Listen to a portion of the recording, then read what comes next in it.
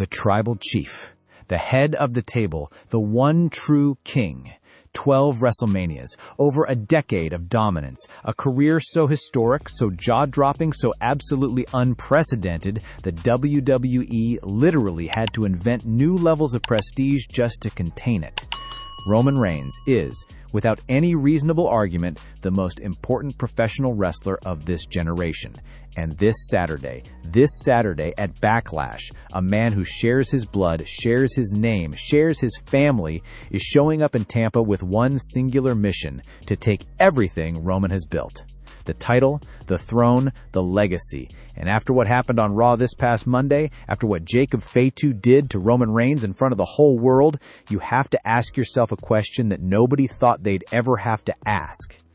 Is the career of the OTC actually in jeopardy?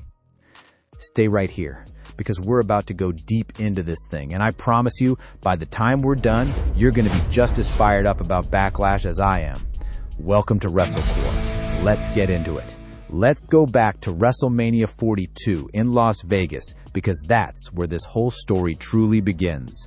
Roman Reigns, in the main event of the grandest stage of them all, defeated CM Punk to win the World Heavyweight Championship. For the first time in over 2 years, Roman Reigns had championship gold around his waist. The crowd in Allegiant Stadium erupted. It felt like a coronation, like the return of a king who had never really left, just stepped away briefly to remind you how much you needed him. The next night on Raw, he came out with Jimmy and Jey Uso, raising their ones to the sky, signaling a new era of Bloodline unity. The OTC was back on top, and everything looked perfect. And then Jacob Fatu's music hit. Now here's what you have to understand about Jacob Fatu before we go any further. This is not just some random monster who showed up to challenge a popular champion. This is a man with generational blood running through his veins, son of WWE Hall of Famer Samu, member of the legendary Anoa'i family, the same family that produced Roman Reigns. He made his WWE debut in 2024 as part of Solo Sikoa's renegade Bloodline faction, brought in specifically to help tear Roman apart.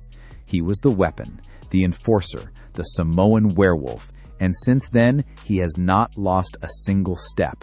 At WrestleMania 42, he closed out his brutal, ugly, violent feud with Drew McIntyre in an unsanctioned match.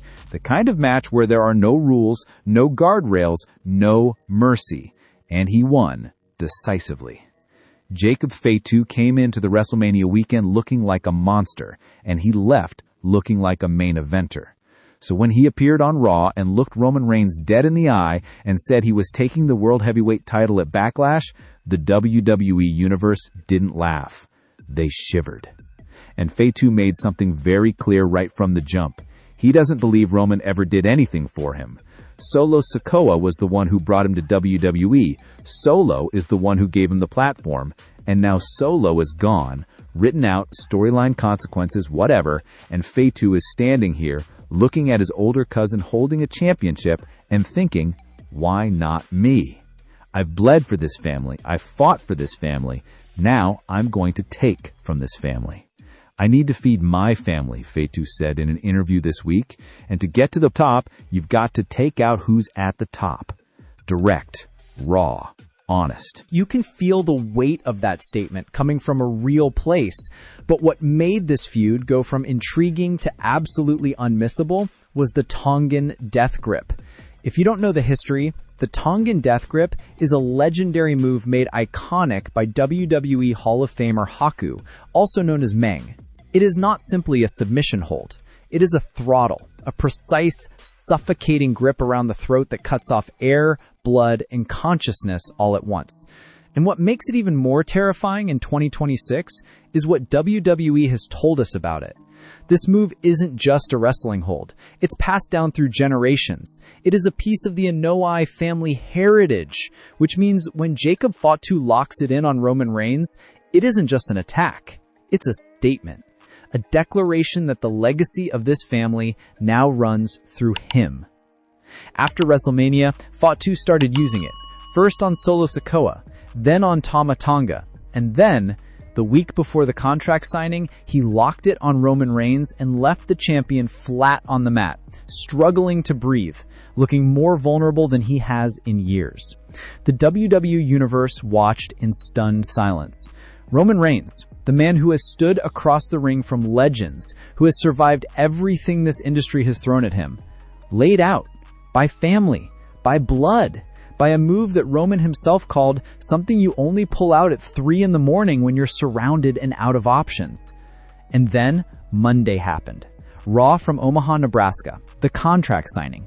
Adam Pearce presiding, both men at the table, and Roman, because he's Roman, could not help himself. He started talking. He told the crowd to acknowledge him. He told Fatu that he was the one who held the door open for Solo Sikoa, which meant he indirectly brought Jacob Fatu to WWE. He said Fatu owed him respect, that there needed to be an honor system in their family, that as family, they were equals, but inside that ring, Fatu was beneath him. He said the Tongan Death Grip was a desperate move, that only a desperate man reaches for it. And right there, right at the word desperate, something in Jacob Fatu's eyes changed. He didn't yell. He didn't pace. He got very, very still. And then he said, quietly, with a calm that was somehow scarier than any scream, I am desperate. It feels like it's me against the world, and I have no other choice but to take you out, take this title and everything that comes with it.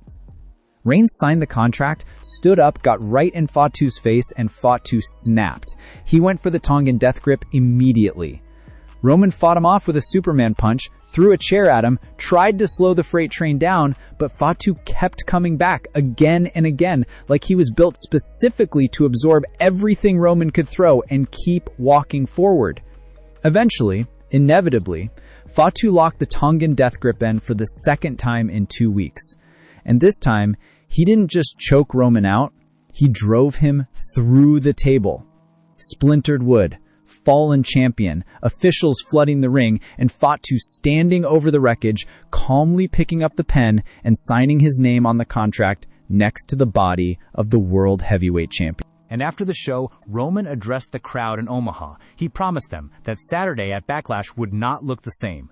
He said he has busted his back for too long, held his ground in this company for too long, that he isn't letting it go yet, that Tampa is where he holds it down. It sounded like the words of a man trying to convince himself just as much as he was trying to convince anyone else.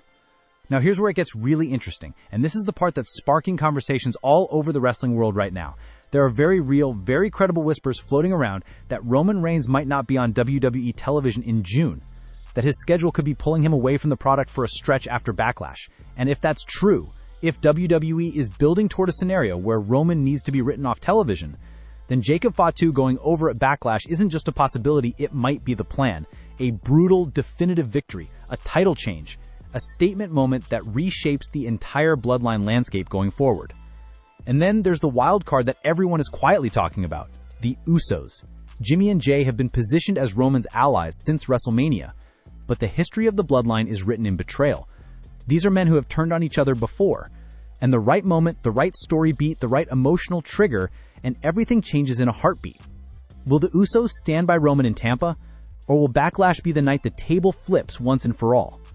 And lurking in the background just beyond the horizon is the name Zilla Fatu, Jacob's brother, the next great performer in this dynasty. The seeds for his arrival could be planted Saturday night. The Anoa'i family story in WWE is far from over. It's just entering its most dangerous chapter. Jacob Fatu came to WWE as a weapon. He outgrew the role. He became something bigger, something angrier, something with his own fire and his own purpose. And Roman Reigns, the greatest of his generation, the man who redefined what it means to be a WWE superstar, now has to walk into Backlash against a man who is younger, hungrier, desperate in the most dangerous way possible, and carrying a hold in his hands that has already dropped Roman twice. The question isn't whether this match is going to be incredible. It absolutely will be. The question is whether Roman Reigns walks out of Tampa as champion, or whether Jacob Fatu walks out as the new head of the table. And whether the career of the OTC, after everything he has sacrificed and everything he has built, is about to take a hit it cannot come back from.